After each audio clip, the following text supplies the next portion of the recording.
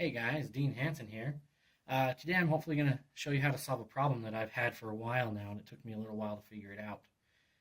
And it has to do with sending multiple channels to somebody on Skype. So if you're having a Skype conversation and you want to send that person multiple channels, like a microphone input for one, and then maybe you want to send them some sound effects through a auxiliary cable, which is what I wanted to do for our podcast, run the show like a live podcast. I wanted him to hear the sound effects and the music cues and everything that was happening on my end that he wasn't able to hear on his end on the other end of the Skype call.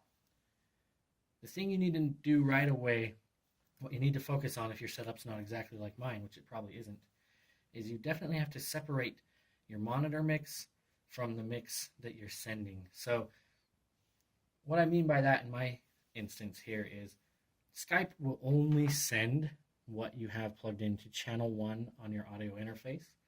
It will never send more than that. It doesn't send the output of the interface. It doesn't send, 1 and 2 output of the interface. It only sends to your listener.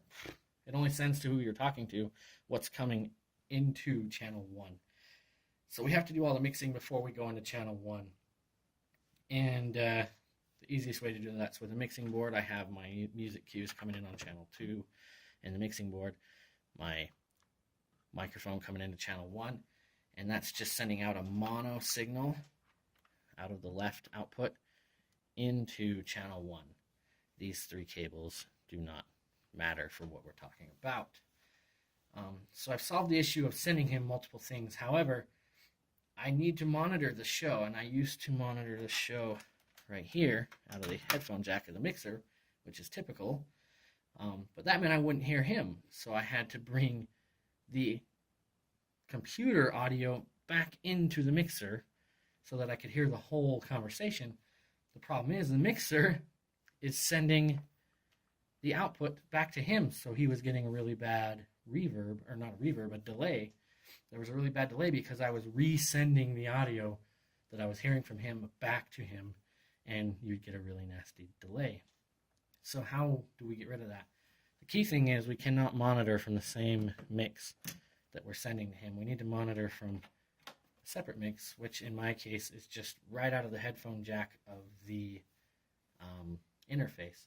Now that's not going to be resending back to him because remember, he's only going to hear what's in channel 1. And his voice is not coming into this mixer at all. The only thing that's coming into this mixer is our microphone and our effects. So that's all he'll hear. And then he'll monitor his own voice on his end. And then we will hear everything that's going into channel 1 as well as him coming out of this mix here. So Sapphire's mixing everything, giving us a nice mix here that we can hear everything. He can hear everything. Everybody's happy. No delays. So the biggest thing you got to realize, what I had to do is I had to take the input out. I won't hear anything that happens on my computer in this mix, but I will hear it here. And just kind of try and think of things and separate things in your mind as to the mix that you want to hear, the monitor mix, and the mix that you're sending him have to be different. I really hope this helps. I probably just made you more confused. I am having a hard time explaining this. But anyway, have fun, guys. Bye.